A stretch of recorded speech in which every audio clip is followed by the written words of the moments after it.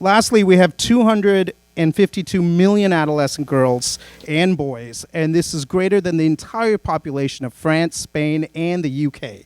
So we are a very, very, very large country. How far have we come? Again, in the last panel, we talked a little bit about having long-term goals and initiatives and working with philanthropists, civil society, and government.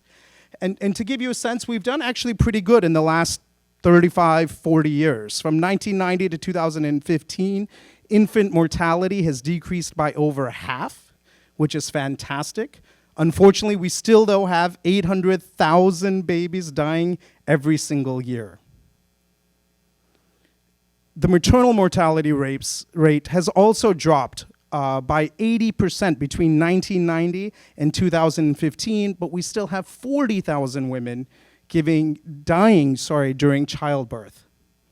And lastly, death due to malnutrition in India has actually fallen by 2/3 since 1990, but as we saw on the slides earlier today, we still have 46 million children that are stunted because of lack of nutrition. And so while we have come a far way as a country, the situation is still pretty dire. Also, when you look at these national averages, you start looking at hope and what's happened. But unfortunately, when you actually drill deeper to a state level, you realize that states actually fare pretty differently. So for example, Maharashtra and Tamil Nadu has done a great job in many of these indicators, where unfortunately Bihar and Jharkhand has not done such a great job. For example, if you look at Bihar, only half of the women in Bihar and Jharkhand receive postnatal checkups, where in Maharashtra, it's almost 90%. When you look at Bihar and Jharkhand, less than 20% of the mothers in these areas have actually access to antenatal health care, whereas 80% of the women in Tamil Nadu have access to the same type of services. And finally, 65% of all women in Jharkhand are anemic. So when you start looking at these statistics, you realize very quickly that at a national level, we may be doing pretty well. But when you start looking at a state level, things actually change. Now, unfortunately, we talked a little bit about the Corporate Social Responsibility Act in the last session, or this 2 sessions ago, excuse me. And in that, we talked about how every corporation is giving 2% of their profits to nonprofit organizations. About 800 crores came to Maharashtra. Less than 25 crores came to Jharkhand.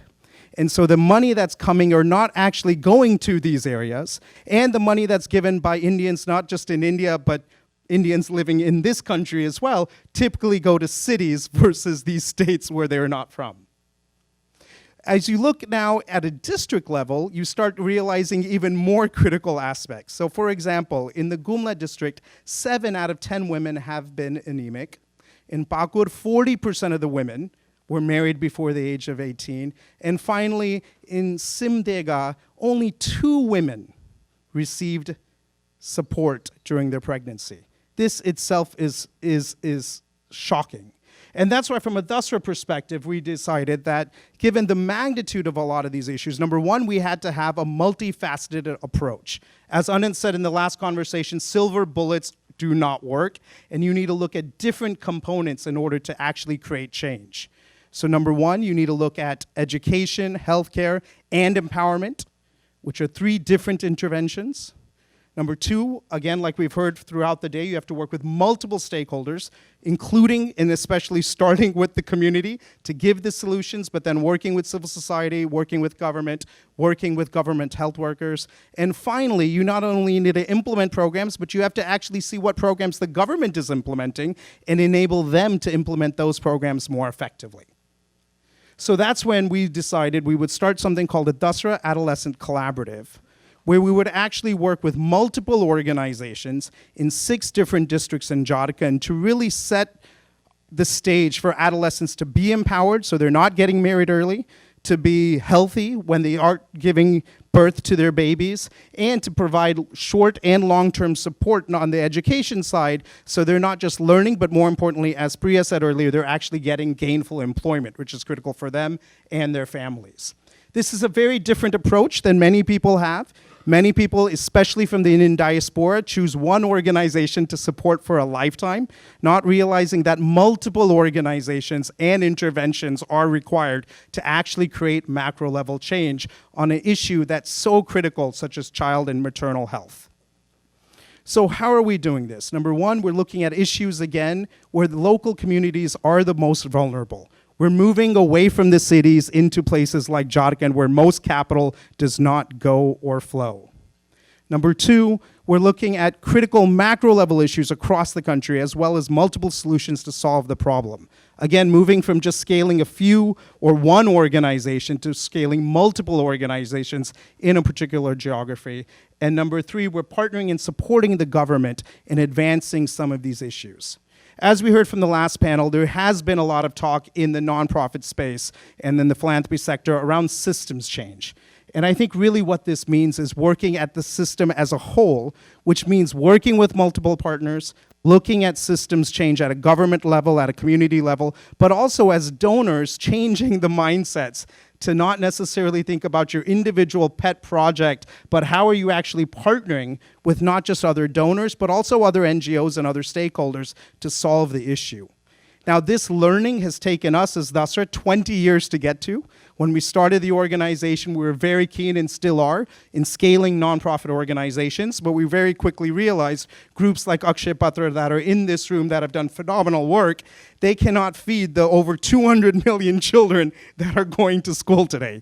Groups like Pratham, who've raised $25 million this year alone, they cannot educate, again, the 200 million children that are in the schools. And so it has to be done in more at a systems level in partnering with donors, and partnering with NGOs, and partnering with government.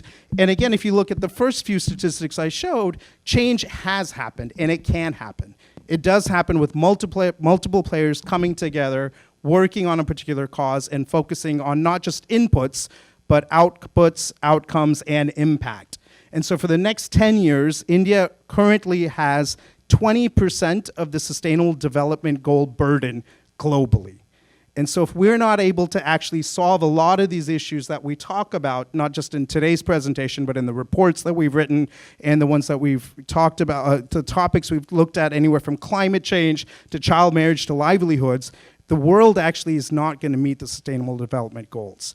And that's why for Dasra, when we have this vision of a transformed India where 1 billion thrive with dignity and equity, the reason we're able to have such a bold vision is because we're confident that with individuals like yourselves in this room and those that are outside of this room can actually make a difference to change India and transform it as we know it. Thank you so much.